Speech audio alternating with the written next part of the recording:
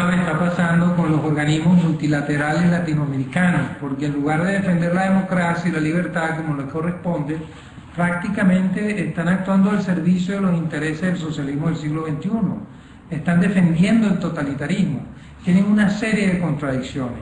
Un caso emblemático, por ejemplo, es el de Colombia, cuando la famosa Operación Fénix, el 1 de marzo del año 2008, cuando las fuerzas militares de Colombia irrumpieron unos cuantos metros en el territorio ecuatoriano para destruir el campamento madre de la FARC y dar de baja al segundo hombre de esa organización narcoterrorista, alias Raúl Reyes, la comunidad internacional, la OEA, la Cumbre de Río, estaban horrorizados, pero porque las fuerzas militares habían incursionado 1800 metros en territorio ecuatoriano.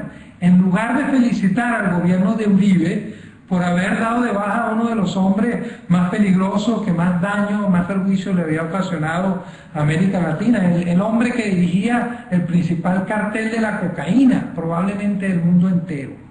Lo mismo ocurrió recientemente en la cumbre de Bariloche. La discusión era sobre las supuestas bases norteamericanas en Colombia, cuando lo que está haciendo el gobierno Uribe es buscando la manera de defenderse de los ataques del narcoterrorismo. Ese tipo de discusión pasó por debajo de la mesa cosas mucho más importantes. Por ejemplo, que la FARC estaban financiando o financiaron la campaña electoral de Rafael Correa, o que lanzacohetes suecos que se habían vendido al Estado venezolano aparecieron en manos de la FARC, o el cierre de 30 y pico de medios de comunicación radiales en Venezuela, y así sucesivamente. Lo mismo ocurrió con Honduras. La OEA no quiso escuchar las razones del Congreso o de la Corte Suprema de Justicia, solo las de Zelaya, cuando la Constitución hondureña claramente dice que todo aquel que proponga modificar la Constitución para que permita la reelección de un individuo que ya ha sido presidente, automáticamente queda destituido de su cargo y está cometiendo un grave crimen. Eso está en la Constitución hondureña. Sin embargo, las organizaciones multilaterales le han caído encima al nuevo gobierno, al gobierno de don Roberto Micheletti.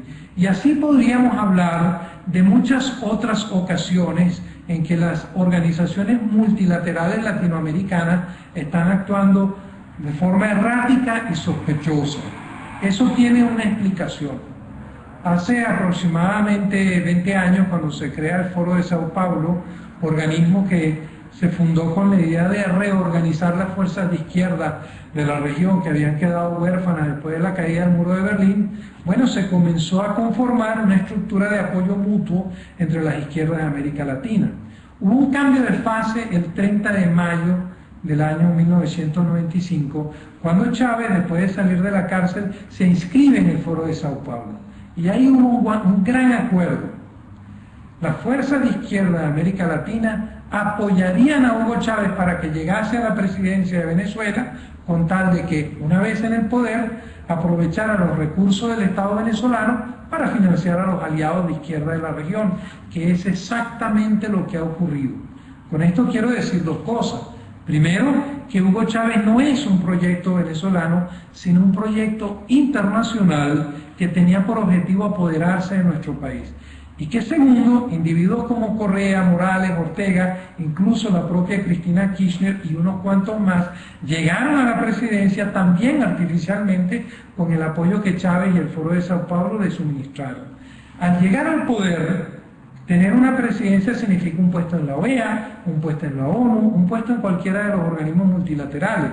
Y hoy en día podríamos decir que Chávez y sus aliados, particularmente Lula, controlan 21 de los 34 votos de la OEA. Eso significa que la OEA ya no representa el interés de las democracias en América Latina o aquello que está significado, que está plasmado en sus estatutos. Hoy en día la OEA es un instrumento parcializado al servicio de los aliados de Chávez y de Lula. Por eso es importante, en las decisiones que los venezolanos vayamos a tomar a futuro, hacer caso omiso de la opinión de la OEA o de UNASUR, mucho menos del ALBA, que está absolutamente controlado por Chávez, y tomar nuestras decisiones soberanas, independientemente, repito, del juicio que puedan hacer estas organizaciones parcializadas. Y entre las decisiones que tenemos que tomar los venezolanos es buscar algún mecanismo que pueda salvar la democracia venezolana de los embates que está haciendo el gobierno, que prácticamente han convertido a nuestro país en una dictadura.